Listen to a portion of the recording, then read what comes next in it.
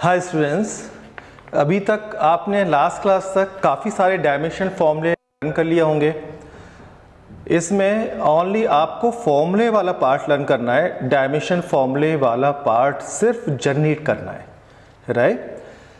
इस dimensional analysis वाले chapter में जो अब तक आपने लर्न किया है वो ये है कि डायमेंशनल फॉर्मूले कहाँ से आ गए, क्या सिग्निफिकेंस है इसका, हम क्यों यूज़ कर रहे हैं। दूसरा पॉइंट है डायमेंशनल फॉर्मूले हम बनाएंगे कैसे, कैसे जनरेट करेंगे, वो प्रोसेस अभी चल रहा है और आज मैं इसको फिनिश कर दूंगा, राइट। हमारे 11th के कोर्स में 56 फॉर्मूले हैं, वो पूरे 56 फॉर्मूले हम यहाँ पे आज फिनिश कर देंगे।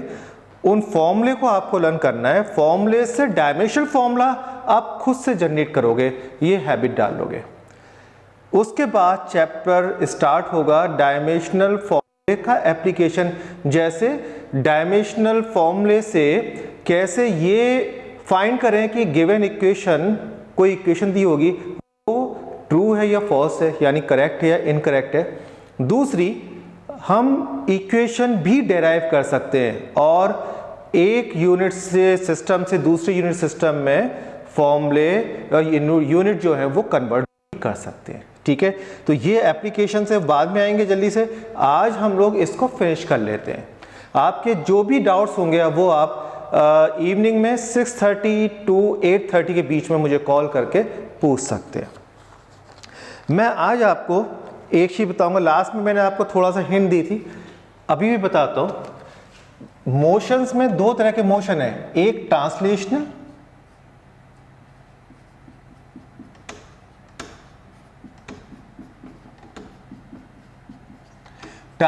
मोशन और एक रोटेशनल मोशन।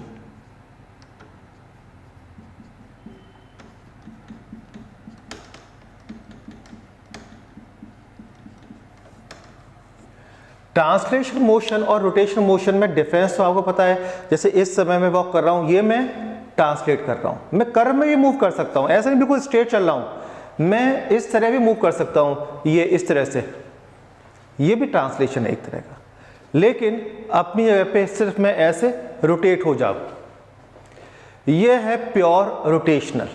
तो हम प्योर रोटेशनल और प्योर ट्रांसलेशनल मोशन की बात कर रहे हैं। ट्रांसलेशन मोशन में क्या इंपॉर्टेंट, कौन कौन से वेरिएबल आपको मिलेंगे। सबसे पहले डिस्प्लेसमेंट,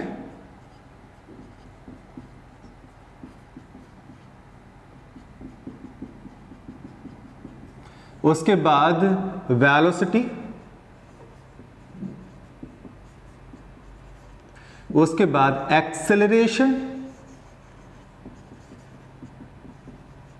और उसके बाद फोर्स। डिस्प्लेसमेंट का नाम रोटेशनल मोशन के अंदर होता है एंगुलर डिस्प्लेसमेंट।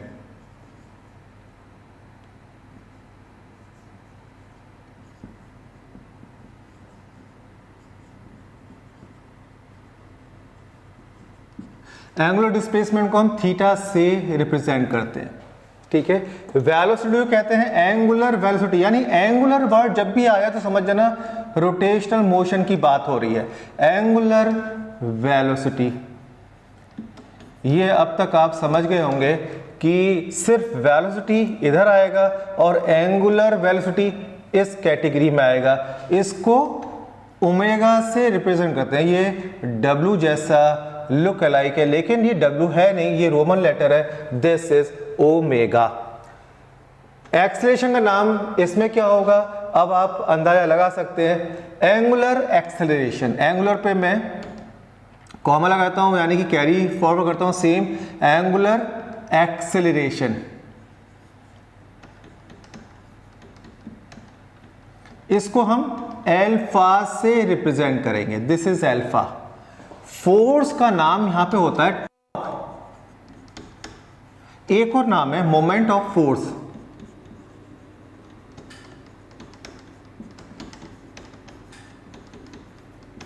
इन दोनों को ही टॉर्क कहते हैं और ये एक अजीबोगरीब लेटर जो आपको दिख रहा है इसे कहते हैं टाउ। यहां मैं लिख देता हूं TAO। इस पे लाट ऐसे करते हैं, दिस इज टाउ। तो आपने रोमन लेटर्स में अभी तक 3 लेटर सीखे हैं, एक ओमेगा, एक टाव और एक लास्ट क्लास में सीखा था ईटा जो एन जैसा दिखता है, ठीक है। बाकी थीटा तो ये भी रोमन लेटर है बट आप पहले से यूज करते आ रहे हैं, एल्फा आपने काफी बार देख लिया तो मैंने अभी नहीं बताया। अब इसको ट्रांसलेशन मोशन में ये जो वेरिएबल्स हैं उनको रोटेशनल मोशन में क्या कहते हैं वो तो आपने देख लिया, बट इसका फायदा क्या है? इसका फायदा यह है कि इसके जितने भी फॉर्मूले हैं वो सारे फॉर्मूले आप इसके बना सकते हो। सिर्फ आपको क्या करना है, इसकी जगह ये, इसकी जगह ये, इसकी जगह ये और इसकी जगह ये रखना है बस। जो टाइम होता है वो हर कैटेगरी में सेम होता है, ये मैं आपको लिख देता हूं। टाइम यहां भी टी होगा, यहां भी टाइम टी ही होगा। तो टाइम में कोई चेंज नहीं होगा। टाइम आज तक कोई समझ ही नहीं पाया, कोई इसको कैप्चर नहीं कर पाया टाइम को। टाइम सब जगह सेम है, राइट। अब फॉर्मूले जैसे ट्रांसलेशन मोशन में फोर्स कहते हैं, फोर्स का फॉर्मूला क्या है? F is equal to M A. यहां पे फोर्स ये क्या लिखा है? टॉर्क। तो मैंने F की जगह लिखा टॉर्क, मास, हाँ एक मास छूट गया मेरा, इसको हम लिख लेते हैं 6 मास। मास को यहां पे मोमेंट ऑफ इनर्शिया बोलते हैं, मोमेंट ऑफ इनर्शिया। इसको कैपिटल I से रिप्रेजेंट करेंगे और इसका फॉर्मूला होता है I is equal to M R square, ठीक है। अब देखिए हम जो बात कर रहे थे, इस टेबल की नॉलेज होने का बेनिफिट क्या हुआ? बेनिफिट ये हुआ कि इस कैटेगरी में F is equal to M है, तो बस F की जगह जो इस कैटेगरी में नाम लिखा हुआ वो लिखो। F की जगह टॉर्क लिखा है, यहां पे लिख दो टॉर्क। M की जगह I, A की जगह एल्फा। तो इसका फॉर्मूला हो गया tau is equal to I alpha, ठीक है। आपने और भी फॉर्मूले पढ़े होंगे। काइनेटिक एनर्जी, काइनेटिक एनर्जी का formula half M V square. तो रोटेशनल काइनेटिक एनर्जी का क्या होगा? Rotational kinetic energy,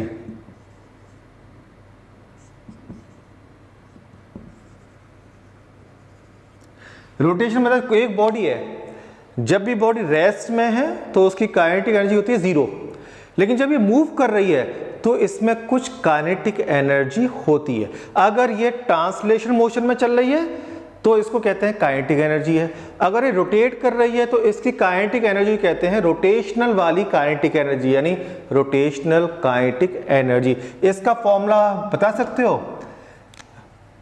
E is equal to half, half same रहेगा क्योंकि हाफ है डायमेंशनल लेस। मास, मास की जगह क्या लगाना है? मास की जगह आपको मोमेंट ऑफ इनर्शिया I, और V स्क्वायर, V की जगह ओमेगा, तो हाफ आई ओमेगा स्क्वायर। इसका फॉर्मूला तैयार हो गया। यहां के जितने भी फॉर्मूले आप यहां बना सकते हैं, जैसे मोमेंटम, मोमेंटम P से रिप्रेजेंट करते हैं और मास इनटू वेलोसिटी। इसमें मोमेंटम का नाम होता है इस कैटेगरी में एंगुलर मोमेंटम।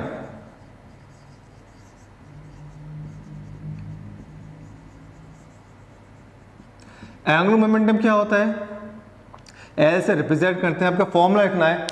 अब आपको इस फॉर्मूले की नॉलेज ना हो तो भी चलेगा, अगर इसकी है। यहां पे एम की जगह क्या लिखोगे? आई, वी की जगह ओमेगा, तो यहां पे हो गया आई ओमेगा, फॉर्मूला हो गया, ठीक है। इंपल्स, ये आपने लास्ट क्लास में सीख लिया था। इंपल्स होता है force into time. Angular impulse,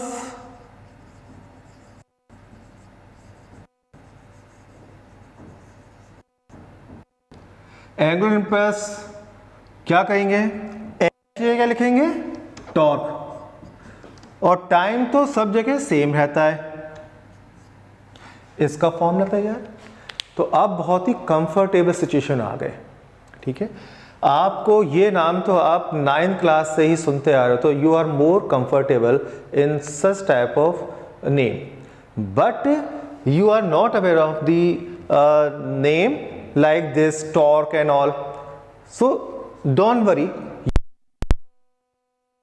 by just having a knowledge of this table only. ठीक है, तो ये फॉर्मूला हो गया impulse is equal to torque into time, time ही रहेगा। ठीक है, इवन आगे चल के देखेंगे फॉर्मूला आपने देखा होगा v is equal U plus A T, यहाँ पे v की जगह omega is equal to omega initial को कहते हैं ये, a की जगह अल्फा और t इसके फॉर्मूले तैयार नहीं। इस कैटेगरी के सारे फॉर्मूले इन फॉर्मूले को देखकर और इस टेबल को देख के बनाए जा सकते हैं, ये इसका बेनिफिट है।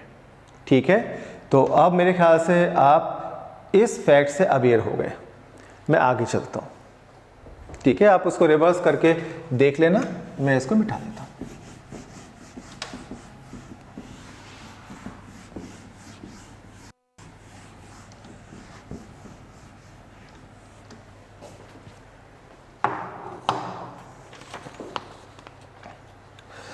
इसमें हम लोगों ने लास्ट में मॉडुलस वाले सारे कर लिए थे, modulus of elasticity, Young's modulus, bulk modulus, shearing modulus, modulus of rigidity. जिसमें भी मॉडुलस वर्ड आ जाए उसका डायमेंशन फॉर्मूला होता है प्रेशर लाइक, प्रेशर जैसा। प्रेशर क्या होता है? फोर्स अपॉन एरिया, आप आराम से लिख सकते हो। सरफेस एनर्जी, सरफेस है, ये मैंने डिस्कस नहीं किया था तो आज मैं कर रहा हूं। सरफेस एनर्जी, इसका फॉर्मूला होता है एनर्जी अपॉन एरिया।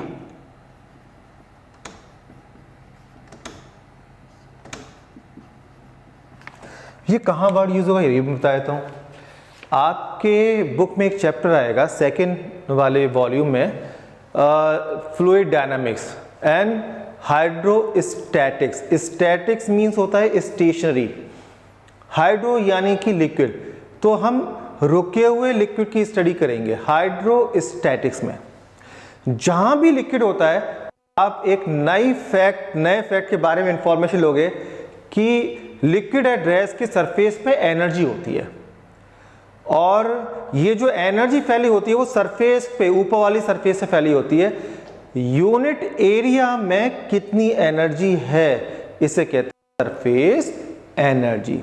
तो कैसे निकालेंगे यूनिट एरिया? तो अब आप समझ गए होंगे, मैंने आपको यूनिट वॉल्यूम को इमेजिन करना सिखाया था, यूनिट एरिया को भी सिखाता हूं।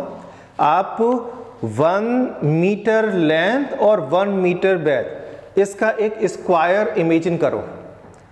इस स्क्वायर एरिया क्या होगा? Length into breadth, 1 into 1 is equal to 1 square metre, और 1 को क्या कहते हो आप? यूनिट। तो इस वाले स्क्वायर का एरिया क्या हो गया? Unit area, 1 metre square. इस यूनिट एरिया को ही यूनिट एरिया कहते हैं। अब एनर्जी, मान लो यहां पूरे में वाटर भरा हुआ है तो उसके सरफेस पर हर जगह एनर्जी होगी, उसमें आप इमेजिन करो 1 मीटर और 1 मीटर का स्क्वायर। इतने वाले स्पेस में जितनी एनर्जी है उसे कहेंगे सरफेस एनर्जी, यानी एनर्जी पर यूनिट एरिया। जब भी हम पर यूनिट निकालते हैं तो उसे डिवाइड कर दो, यही तरीका होता है। तो एनर्जी में एरिया से डिवाइड कर दिया तो आ गया सरफेस एनर्जी, यानी एनर्जी पर यूनिट एरिया। इसको लिख देता हूं शॉर्टकट में, एनर्जी पर यूनिट एरिया। सरफेस कहते हैं। एनर्जी का डायमेंशन फॉर्मूला को पता ही है, वर्डन जैसा mL/T-2, एरिया का length into breath, double L है, एल स्क्वायर कलेक्ट कर लो, एल स्क्वायर से एल स्क्वायर कैंसिल हो जाएगा, m/T-2 डायमेंशन फॉर्मूला हो गया। ठीक है, ये सरफेस एनर्जी। दूसरा है वेलोसिटी ग्रेडियंट।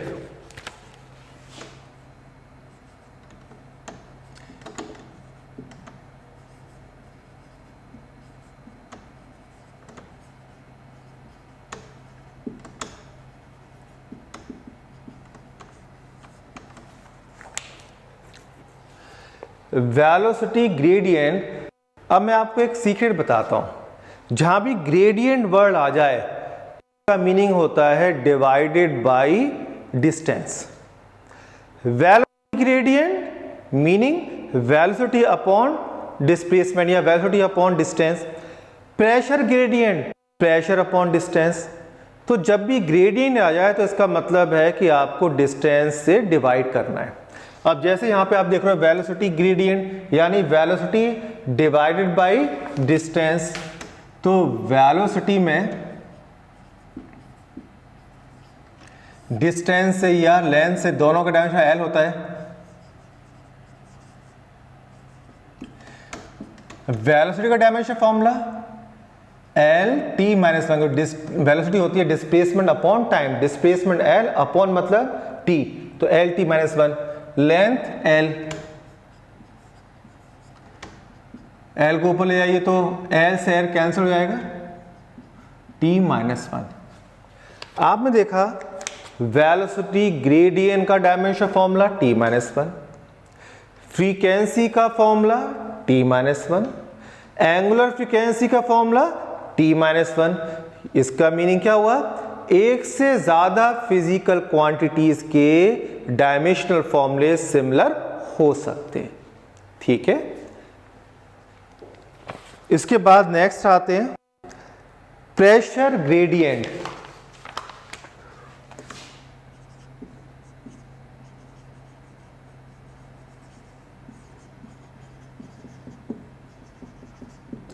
प्रेशर ग्रेडियंट का फॉर्मूला आप बताएंगे?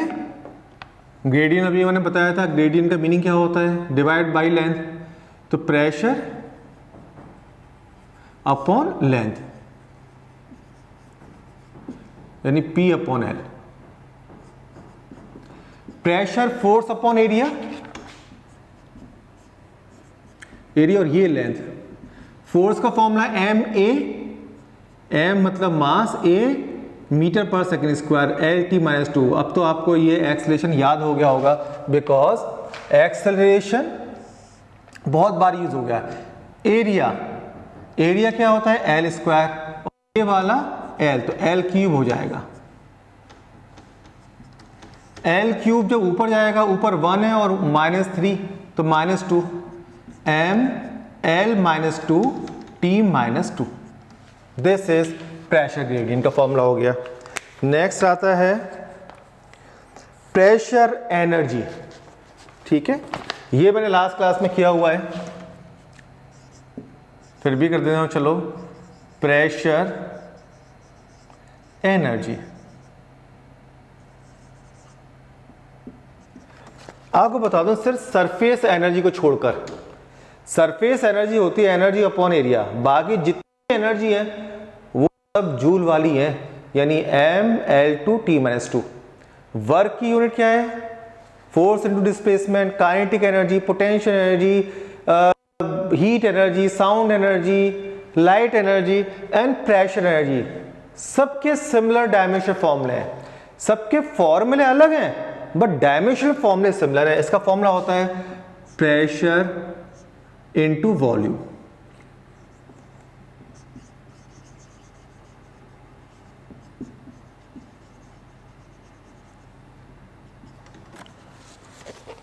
Pressure into volume, pressure P, volume V।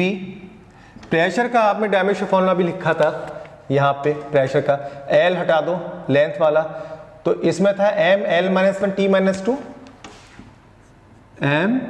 mL-1T-2, ये था प्रेशर। और volume length into breadth into height, L cube और L-1, mL2T-2। तो ये हो गया हमारा डायमेंशन फॉर्मूला। वर्क जैसा आया ना, वर्क और एनर्जीज के सब फॉर्मूले हर तरह की एनर्जी के सिमिलर है। देखिए वही आया है। कोफिशिएंट ऑफ विस्कोसिटी हमने कर लिया है।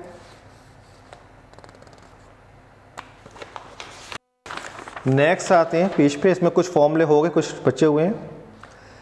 हीट कैपेसिटी, हीट कैपेसिटी से पहले मैं आपको आज एक छोटी सी नॉलेज और देता हूं।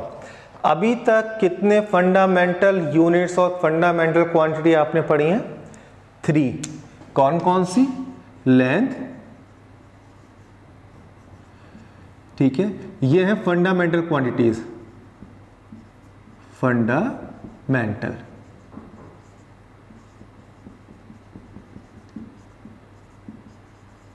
फंडामेंटल क्वांटिटीज ये हैं। फंडामेंटल क्वांटिटीज और यूनिट, फंडामेंटल यूनिट्स, ठीक है। यूनिट्स आपको पता है, और रिप्रेजेंटेशन, डायमेंशनल फॉर्मूला, DIM में शॉर्टकट में लिख देता हूं, डायमेंशनल फॉर्मूला। देखिए फंडामेंटल लेंथ और मास टाइम, ये आपने पढ़े हैं, लेकिन टोटल होते हैं 7। पूरी PhD तक फिजिक्स, जितनी भी फिजिक्स आज तक दुनिया में बनी है, उसमें टोटल है 7 और 2 सप्लीमेंट्री यूनिट होती हैं। जो मैं नोट्स दूंगा उसमें सब कुछ है। हमने 3 तो स्टडी कर लिए, आज हम 2 और यूज करेंगे, और 12th में आने के बाद एक और यूज करेंगे। टोटल 6 आप यूज करोगे, ठीक है। वो कौन से हैं जो आज आप और फॉर्मूले के थ्रू देखोगे, उनके दर्शन करोगे? वो है एक टेम्परेचर,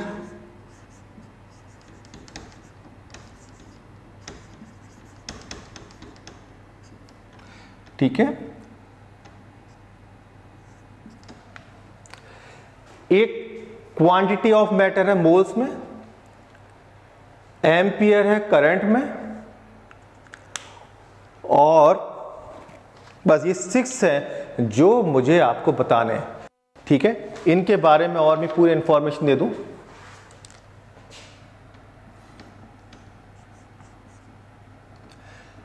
लेंथ की unit metre, dimension formula L, mass का डायमेंशन फॉर्मूला M और यूनिट किलोग्राम, टाइम की unit second, T dimension formula, temperature का डायमेंशन कैपिटल T,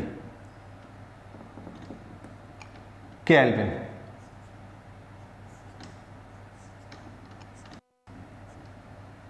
ठीक है। इसको केल्विन, जो डिग्री सेल्सियस और केल्विन है, ये यूनिट है इसकी, इसको कैपिटल की, और समटाइम्स कुछ ऑथर्स ने, इवन एनसीईआरटी वालों ने, टेम्परेचर को थीटा भी लिख दिया है। तो ध्यान है, डजंट मैटर, बट 99% जगह आप टेम्परेचर में केल्विन यूनिट है, इसलिए इसका डायमेंशन फॉर्मूला बना दिया है कैपिटल के।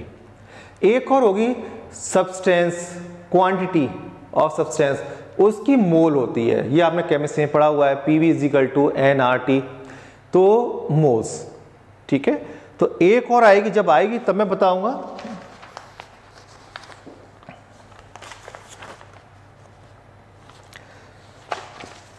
ठीक है, तो 1 2 3 4 आपको पता चल गई है।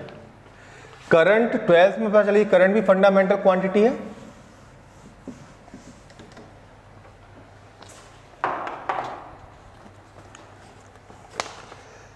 हीट कैपेसिटी, इसको एंट्रोपी भी कहते हैं।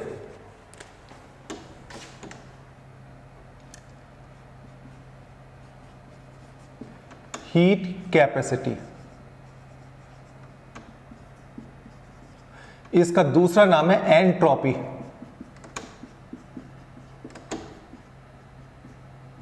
ठीक है। Heat energy upon temperature,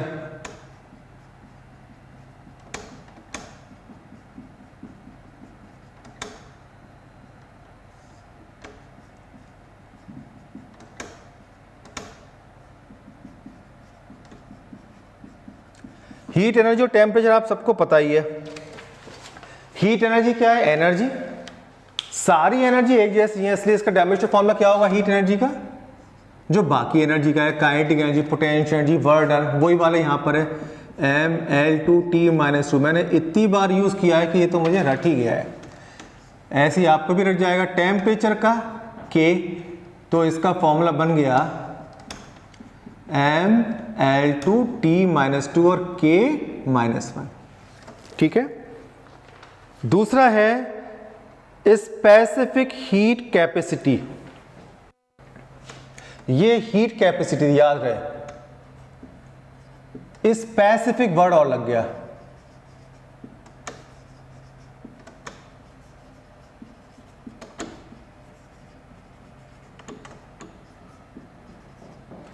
specific heat capacity,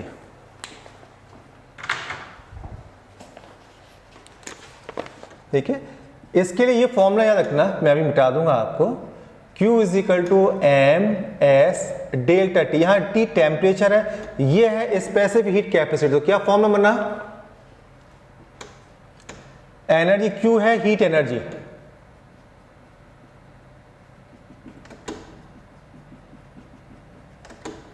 heat energy upon mass into temperature, ठीक है। एस एम और टी नीचे जाएंगे, मैंने यहां लिख दिया, यह स्पेसिफिक हीट कैपेसिटी।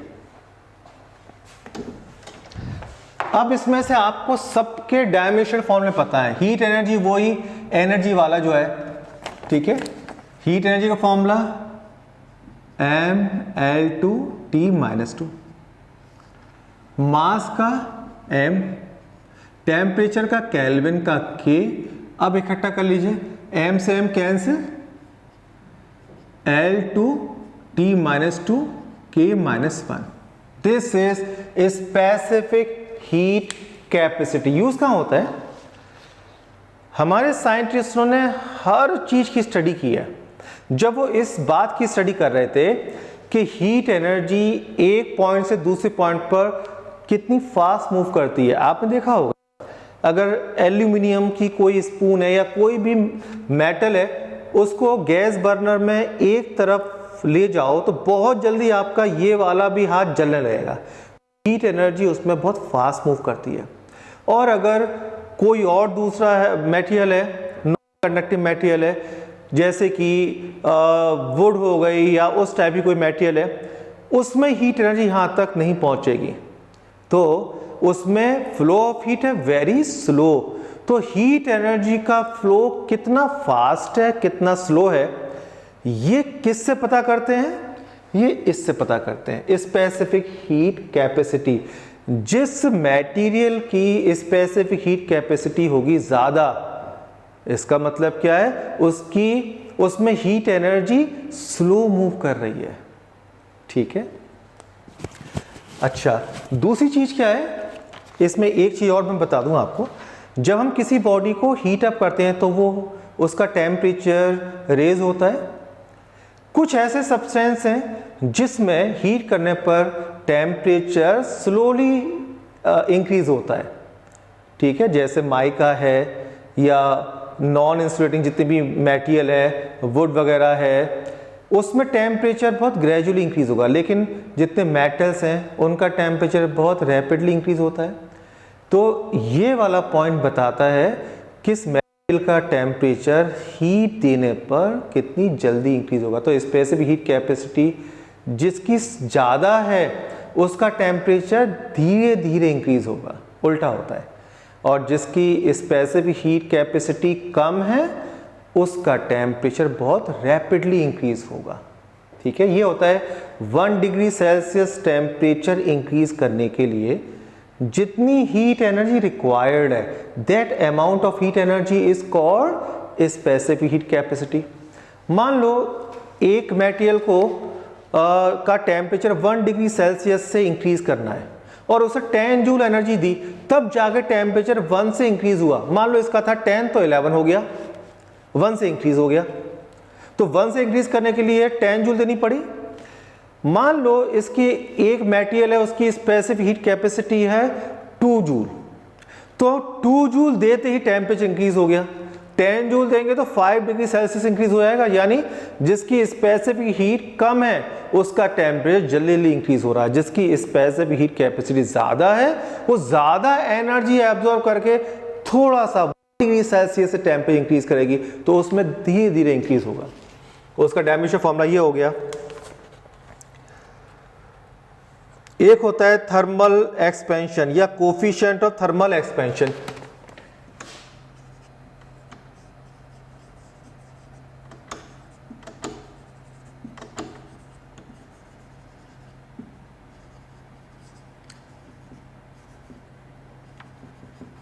नाम भी कुछ आप देखोगे सजेस्ट कर रहा होगा।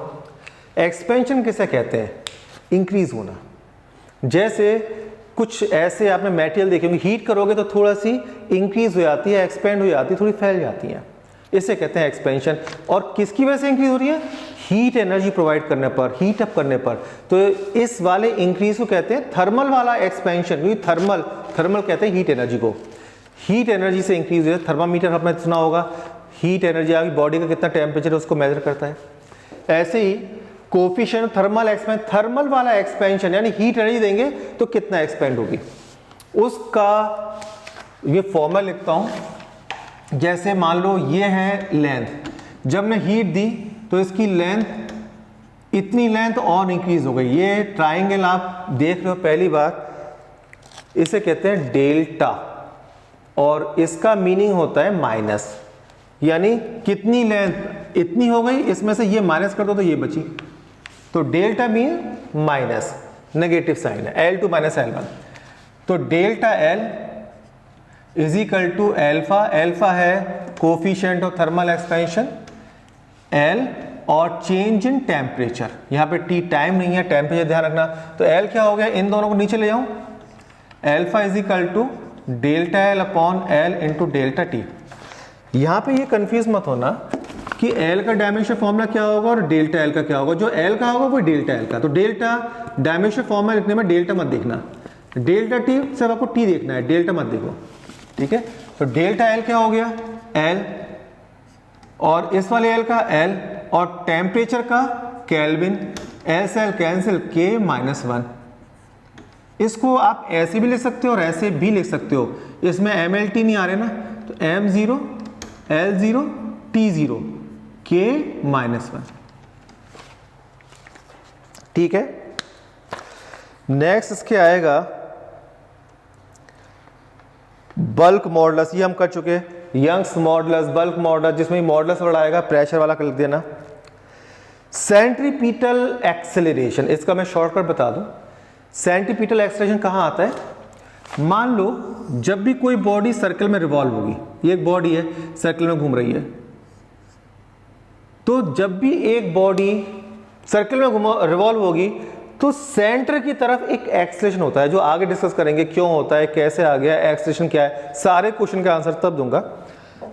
अभी तो आप फैक्ट समझ लो कि जब भी कोई बॉडी एक सर्कल में रिवॉल्व होती है तो सेंटर, जिस सेंटर के चारों तरफ घूम रही है उस सेंटर की तरफ एक्सेलरेशन होगा ही होगा, क्योंकि सेंटर की तरफ है, इसलिए इस एक्सेलरेशन का नाम पड़ गया सेंटर वाला एक्सेलरेशन, यानी सेंट्रीपिटल एक्सेलरेशन। बट आपको खुशखबरी वाली बात यह है कि सेंट्रीपिटल एक्सेलरेशन भी है तो एक्सेलरेशन, तो जो नॉर्मल एक्सेलरेशन का डायमेंशन फॉर्मूला है वो इसका है। नॉर्मल डायमेंशनल फॉर्मूला क्या है एक्सेलरेशन का?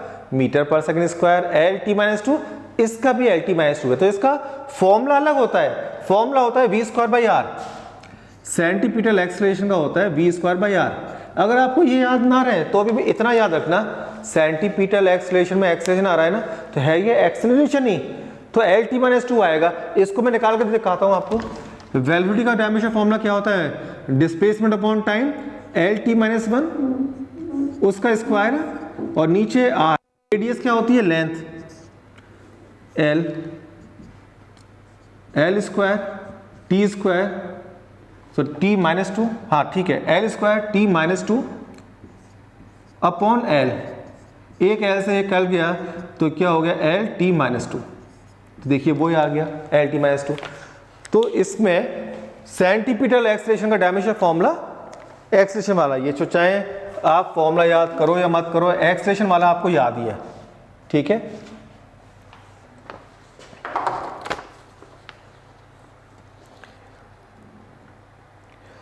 अच्छा, इसके बाद आता है स्टीफन कांस्टेंट। कुछ कांस्टेंट है वो मैं इकट्ठे लिख देता हूं। स्टीफन कांस्टेंट, ये आप उस चैप्टर में पढ़ोगे जहां पे जब हम एक बॉडी को हीट अप करते हैं तो उसमें से रेडिएशन निकलता है, ठीक है। जैसे कोल है, कोल को आप हीट अप करोगे तो उसमें से रेड या ब्लू कलर की लाइट निकलनी शुरू हो जाएगी जब वो पूरा हीटअप हो जाएगा, बर्न होने लगेगा, रेडिएशन। तो इस चैप्टर में जब रेडिएशन वाले चैप्टर में स्टडी करेंगे तब वहाँ पे ये टर्म्स आएंगी, स्टीफन कांस्टेंट। और स्टीफन कांस्टेंट की वैल्यू होती है एनर्जी अपॉन एरिया टाइम,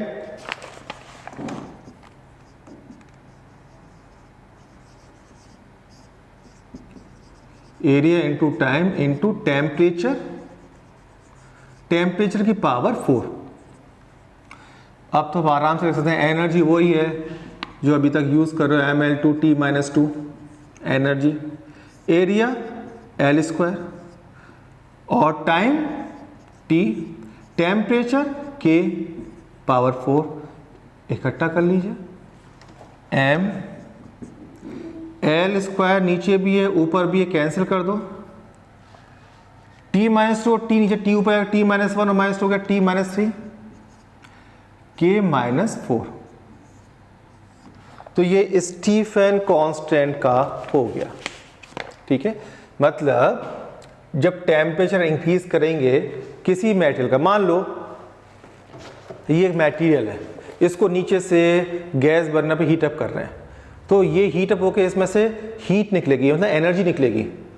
तो इसमें यूनिट एरिया में कितनी हीट एनर्जी निकल रही है, अगर इसका टेम्परेचर हम T डिग्री सेल्सियस से इंक्रीज करें तो इसमें कितनी एनर्जी निकलेगी, उसका फॉर्मूला है ये। कितनी एनर्जी निकलेगी पर यूनिट एरिया और 1 सेकेंड टाइम। तो 1 सेकेंड में इसके यूनिट एरिया से 1 डिग्री सेल्सियस टेम्परेचर इंक्रीज करने पर कितनी एनर्जी निकलेगी, ये हो गया। तो इसमें बहुत डिटेल नहीं सीखनी आपको, सिर्फ आपको टेम्परेचर फॉर्मूला, और इसका यूज हार्डली होगा। अगर मैम ने पूछा, बहुत रेयरली पूछती हैं और बुक में भी बहुत कम यूज है, तो आप इसको बस ऐसे ही नॉलेज के लिए याद कर लो, बहुत ज़्यादा काम तो नहीं आएगा। इसके बाद आएगा वीन्स कांस्टेंट।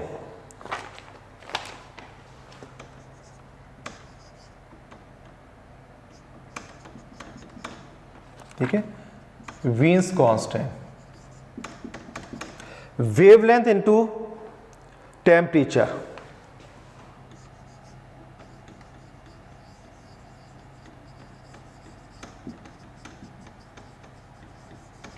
वेवलेंथ आपके लिए नया वर्ड आ गया। अभी फिलहाल के लिए इतना समझ लो, वेवलेंथ में लेंथ आ रहा है तो ये एक्चुअली लेंथ ही है, एक वेव की लेंथ। वेव होती है ना, ये वेव है, ये है वन वेव, 1 क्रस्ट और 1 ट्रफ, क्रस्ट और ट्रफ इसको मिला के कहते हैं 1 वेव। तो यहां से यहां तक ये वेव की लेंथ हो गई, यहां से यहां तक, इसे कहते हैं वेव की लेंथ, यानी वेव लेंथ। तो वेव लेंथ है तो लेंथ ही, तो यहां पे L आएगा। टेम्परेचर केल्विन, ठीक है, L की हो गया।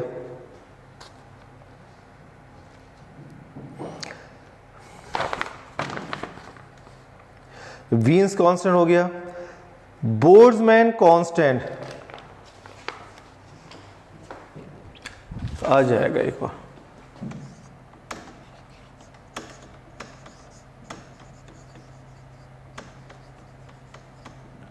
ठीक है, यहाँ पे डबल N है, बोल्ट्जमैन कांस्टेंट। ये आता है एनर्जी अपॉन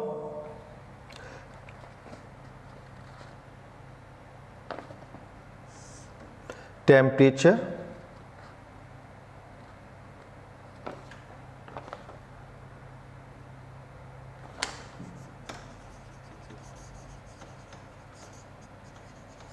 यूज कहाँ होता है मैं आपको बताऊं। जब आप काइनेटिक थ्योरी ऑफ गैस पढ़ोगे, यानी गैस का मोशन, वहां पे एक मॉलिक्यूल की एनर्जी, एक तो होती है एक कंटेनर में जितनी भी गैस भरी हुई है उसकी टोटल एनर्जी, एक होती है सिर्फ उसमें से एक मॉलिक्यूल की एनर्जी। उसका फॉर्मूला क्या होता है, E = 3/2 kT। के को कहते हैं बोल्ट्जमैन कांस्टेंट, T टेम्परेचर है। 3 और 2 का डायमेंशनल फॉर्मूला नहीं होता, तो इसको निकालने के लिए T को नीचे ले आएंगे, energy upon temperature.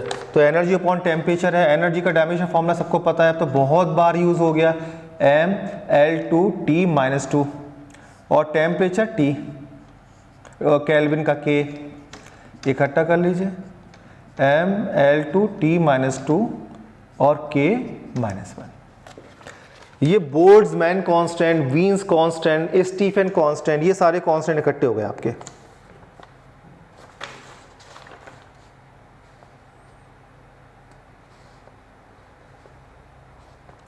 Latent heat,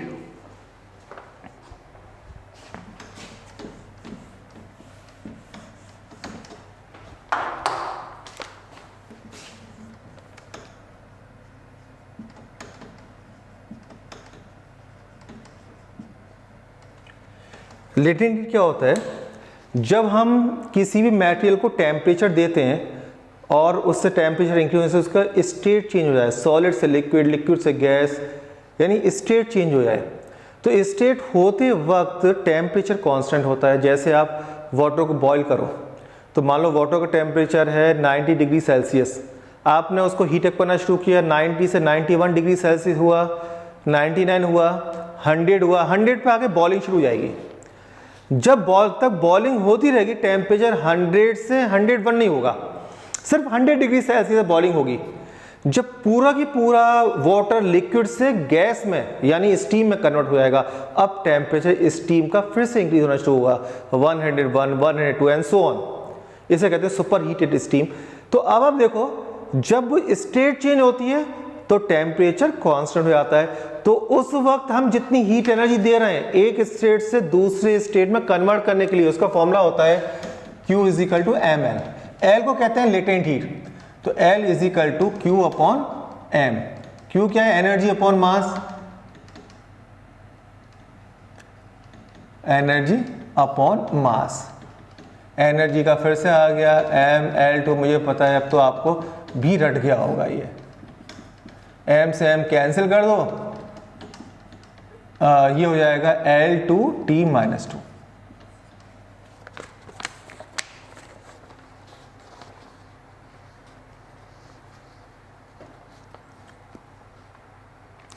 ठीक है, ये सारे हो गए।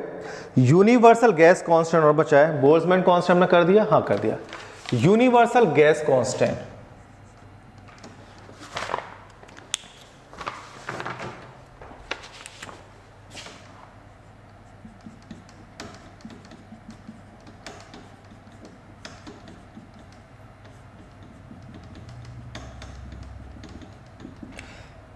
मान लीजिए ये कंटेनर है, इसमें कोई गैस फिल्ड है, इस गैस का कुछ वॉल्यूम होगा, कुछ टेम्परेचर होगा, कुछ प्रेशर होगा। इसके अंदर जितना भी वॉल्यूम है, ये गैस का वॉल्यूम है, जितनी भी हीट अप है गैस, उसका टेम्परेचर है। तो प्रेशर, वॉल्यूम और टेम्परेचर में क्या रिलेशन होता है? PV = nRT। इसमें P है pressure, V volume, N number of moles, quantity of substance, ये भी फंडामेंटल यूनिट है। तो आपको बातों बातों में आज एक और टेम्परेचर के साथ क्वांटिटी ऑफ मैटर, जिसकी यूनिट होती है मोल, और इसका डायमेंशनल फॉर्मूला होता है MOL। इसका थोड़ा लंबा है, बाकी सबके सिंगल लेटर के हैं, M, L, T, K, current का A, बट इसका है MOL। ठीक है, तो N है number of mole, R gas constant जिसका मैं निकालना है, ये R है, T टेम्परेचर है। तो गैस कांस्टेंट क्या हुआ? R = PV/NT। प्रेशर क्या होता है? Force upon area, volume, number of mole और टेम्परेचर। फोर्स आप सबको पता है ma, mass into acceleration L_T-2, volume L3, length into breadth into height, और area length into breadth L², और नंबर ऑफ मोल MOL। इसको आप कलेक्ट कर सकते हो। ठीक है, तो कलेक्ट करेंगे, क्या आएगा? M और कहीं नहीं है, L4 में से 2 माइनस कर दो, L2, T-2 और कहीं है, T-2, और MOL की पावर -1। ये डायमेंशन फॉर्मूला हो गया M1 L2 T -2 और MOL -1। ठीक है, टेम्परेचर ये टेम्परेचर है, टाइम नहीं है, तो ये केल्विन होगा। ठीक है, तो ML T -2 और ये है एक केल्विन छूटा है हमारा ANT, area L², N number of mole और टेम्परेचर भी है, दिस इज K, तो K -1 ML2 T -2 K -1 MOL -1, MOL मोल है। ठीक है, इसको स्मॉल से लिखते हैं। तो ये हो गए, कुछ और मैं बताता हूं आपको।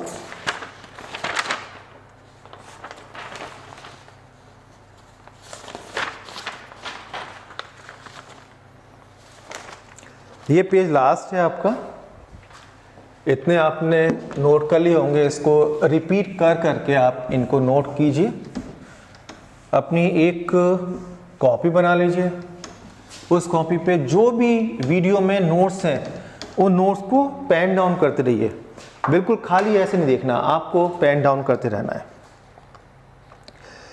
एंगुलर एक्सेलरेशन हो गया। ठीक है, दोबारा बताना है, एंगुलर से नाम आ रहा होगा, रोटेशनल मोशन में जो एक्सेलरेशन है वो एक्सेलरेशन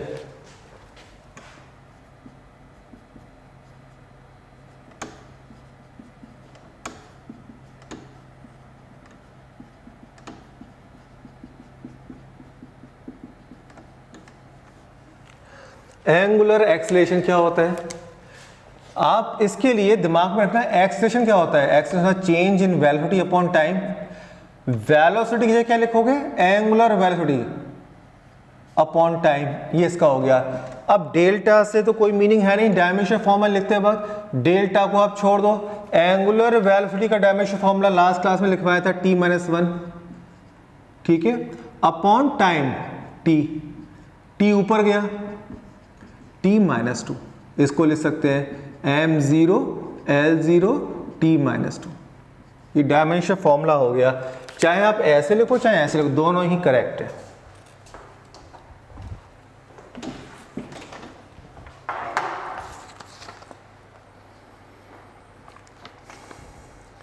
रेडियस ऑफ जायरेशन। ठीक है, ये रोटेशन मोशन में यूज होगा, इसका एक्सप्लेनेशन बहुत फास्ट है। मान लो ये एक पेन है, ये एक सर्कल में घूम रहा है, तो कुछ ऐसी टेक्निक पढ़ेंगे जिसमें हम इस पेन का साइज एक पार्टिकल में कन्वर्ट कर देंगे। अब पार्टिकल की डिस्टेंस पॉइंट ऑफ रोटेशन से वो डिस्टेंस कहलाती है रेडियस ऑफ जायरेशन। तो इसमें इसका डायमेंशन फॉर्मूला L होगा।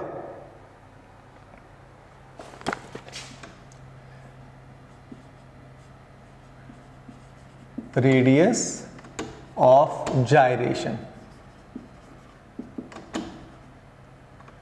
सिर्फ L, क्योंकि रेडियस ऑफ जायरेशन एक डिस्टेंस है, डिस्टेंस दुनिया की साइड डिस्टेंस क्या है, L। मोमेंट ऑफ इनर्शिया, आपने देखा था टेबल में कि मास का नाम रोटेशन मोशन में होता है मोमेंट ऑफ इनर्शिया।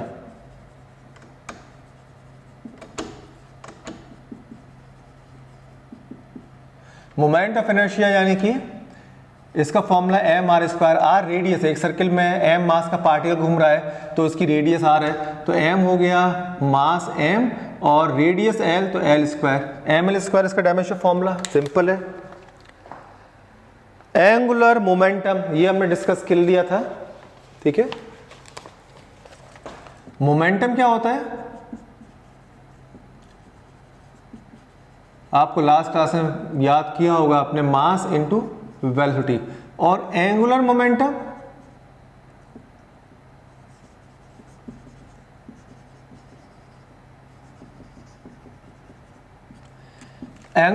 होता है मास की जगह मोमेंट ऑफ इनर्शिया, v की जगह ओमेगा। I का डायमेंशन फॉर्मूला भी कहीं लिखा था, मोमेंट ऑफ इनर्शिया ml² और एंगुलर वेलोसिटी का T-1, तो ये हो गया ml² T-1। कितने इजी हैं अगर आपको ये फॉर्मूले पता हो तो hardly it will take 2 or 3 or 4 days only. Just mug up with these quantities. You will find very easy to learn all these formulae. ठीक है, believe me. Moment of force, moment of couple, ये सब same है. ठीक है. Moment of force आपने कल देखा था, एक फोर्स बॉडी को पुश करो तो बॉडी चलने लगती है, यह फोर्स. वो फोर्स जो बॉडी को रोटेट करता है, जैसे ये फोर्स क्या कर रहा है, रोटेट कर रहा है, तो इस वाले फोर्स को कहेंगे टॉर्क. टॉर्क का दूसरा मोमेंट नाम है मोमेंट ऑफ फोर्स या कपल. ये तीन नाम है तो वो टॉर्क ही है. टॉर्क का डायमेंशन फॉर्मूला आप लिख चुके हैं, force into perpendicular distance, force mlt-2 into l. ये लास्ट क्लास में डिस्कस हो चुका है, इसलिए इसको मैं रिपीट नहीं कर रहा. एंगुलर फ्रीक्वेंसी t-1 अगेन, जो फ्रीक्वेंसी का फॉर्मूला है वही एंगुलर फ्रीक्वेंसी का है. वेव लेंथ अभी हमने किया था, वेव की लेंथ यानी L. इंटेंसिटी ऑफ वेव, ये अच्छा है, ये मैं लिख देता हूं.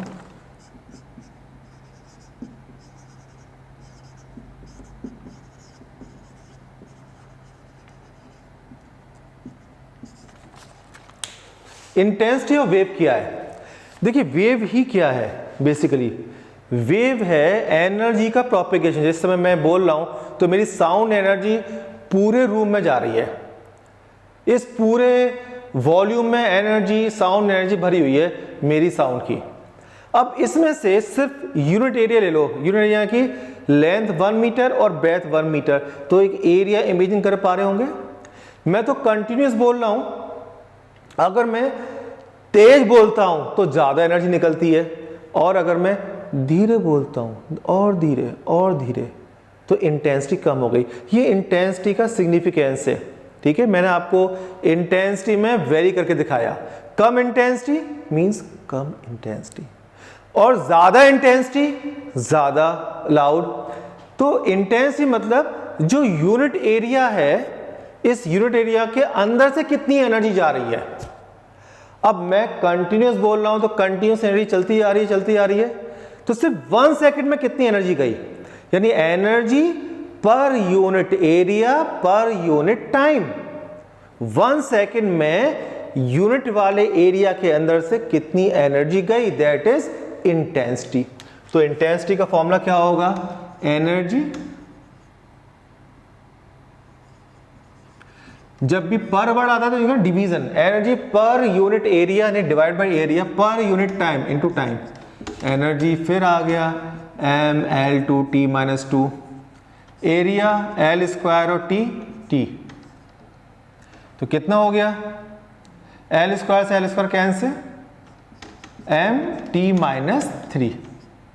t ऊपर जाएगा तो -1 हो जाएगा, -2 और -1 -3.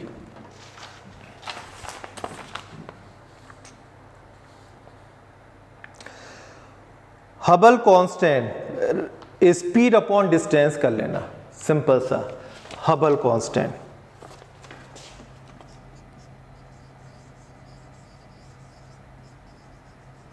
हार्डली ही कभी यूज होगा आपकी बुक में, हबल कांस्टेंट. तो ये हो गया एनर्जी अपॉन डिस्टेंस. ठीक है, recession speed upon distance,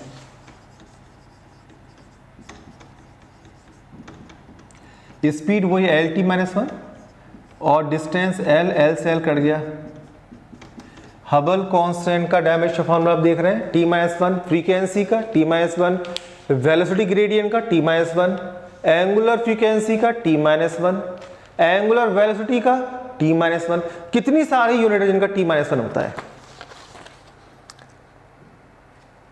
radiation pressure, intensity upon speed. Radiation pressure,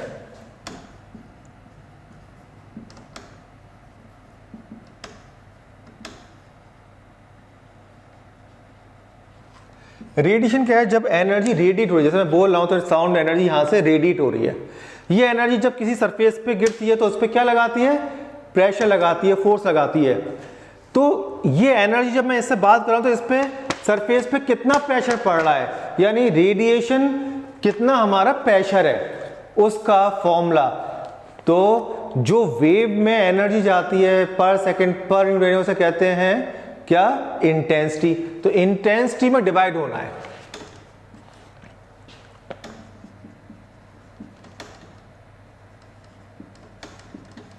upon speed, speed of wave. किसी भी चीज की स्पीड है, स्पीड स्पीड ही रहेगी, ठीक है। स्पीड ऑफ लाइट होता है, मैंने लाइट नहीं लिखा, सिर्फ स्पीड, क्योंकि एनर्जी, जितनी भी एनर्जी है वो कभी लाइट की स्पीड से नहीं आती, बट लाइट की स्पीड से डिवाइड करोगे किसको, इंटेंसिटी को, तो आएगा आपका। और इंटेंसिटी का फॉर्मूला आपको पता ही है। इंटेंसिटी क्या होता है, एनर्जी अपॉन एरिया पर unit time speed. Energy ml2 t-2, area L², time t, speed L t-1।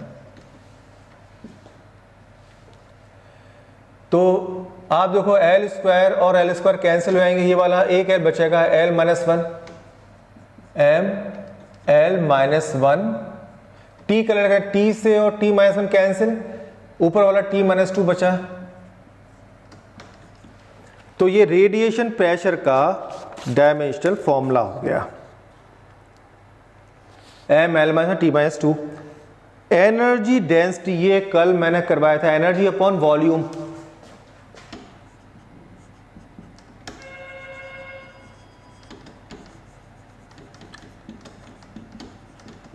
यानी energy upon volume. Energy ml2 t-2, volume L3।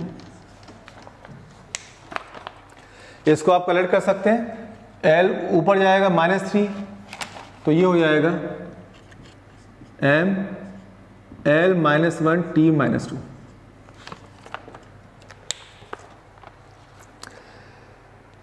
Critical velocity, इसमें आराम वाली बात यह है, कंफर्ट जोन वाली है वेलोसिटी ही।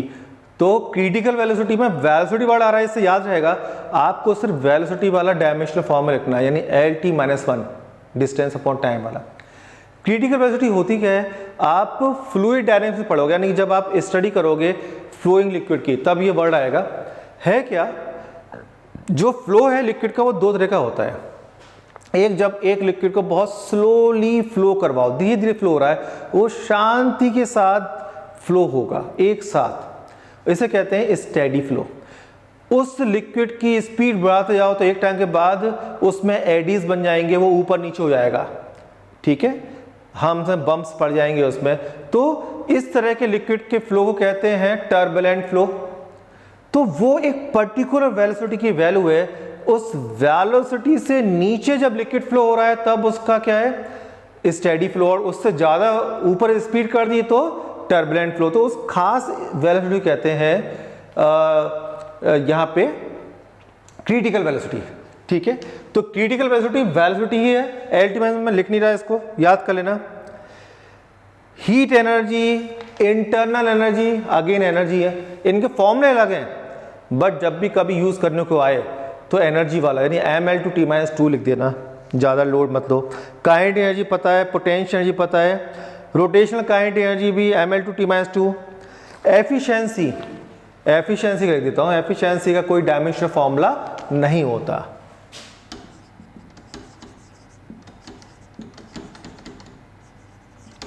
Output work upon input energy.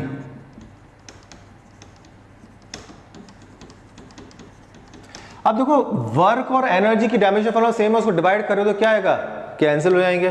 तो इसलिए इसका dimension formula m0 L0 T0, कोई डायमेंशन फॉर्मूला नहीं। अब डायमेंशन फॉर्मूले नहीं है, बहुत सारी क्वांटिटी हो गई आपकी, एक स्ट्रेन की नहीं है, एंगल की नहीं है, ट्रिग्नोमेट्रिकल रेशो की नहीं है, इन सब के कोई डायमेंशन फॉर्मूले नहीं है।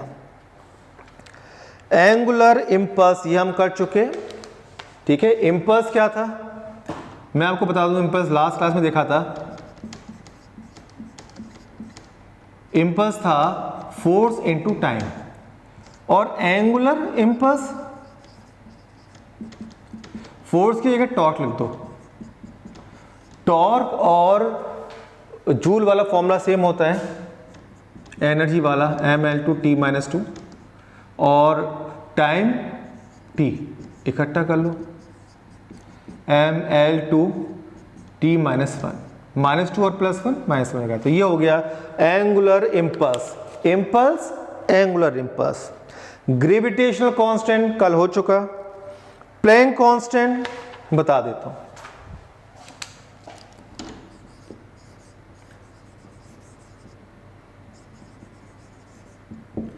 क्या होता है, एक डिस्कवरी हुई थी कि जब भी एनर्जी रेडिएट होती है, निकलती है, तो पैकेट्स की फॉर्म में होती है। जैसे अभी तक हम बात करते हैं एनर्जी जा रही है, बाद में पता चला कि ये तो पैकेट्स की फॉर्म में ट्रैवल करती है। हर पैकेट क्या है, एनर्जी, हर पैकेट एनर्जी का पैकेट है। एक पैकेट में एनर्जी क्या है, E = H न्यू फ्रीक्वेंसी है। जितनी भी दुनिया में वेव्स हैं, हर वेव की एक फ्रीक्वेंसी होती है। तो जो फ्रीक्वेंसी वेव की है वो फ्रीक्वेंसी, ये एक नया रोमन लेटर है, दिस इज न्यू, नया रोमन है न्यू। तो आपको ईटा, थीटा, ईटा, उसके अलावा टॉर्क, एंगुलर ओमेगा, और ये न्यू।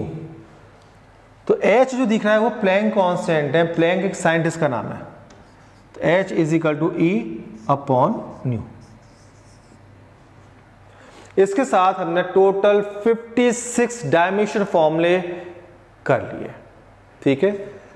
कल मैं आपका एक टेस्ट लूंगा, इसमें मुझे पूरे 56 डायमेंशन फॉर्मूले कल तक आपके तैयार हो, ठीक है। जितने भी 11th के हमारे स्टूडेंट्स हैं उनका ये फर्स्ट स्टेप पूरा हो जाएगा अच्छे से। अब उस चैप्टर में आपको कोई प्रॉब्लम नहीं आएगी अगर आपको सारे डायमेंशनल फॉर्मूले याद है। डायमेंशन फॉर्मूले के लिए याद करने के लिए आपको ट्रिक बताई हुई है, क्या करना है, सिर्फ फॉर्मूले याद करने हैं। फॉर्मूले याद करना बहुत आसान है अगर आपको उसका सिग्निफिकेंस पता है। Impulse, angular impulse, moment of inertia, bulk modulus, viscosity, coefficient of viscosity, ये सारी टर्म्स मैंने डिस्कस की आपके साथ, ठीक है।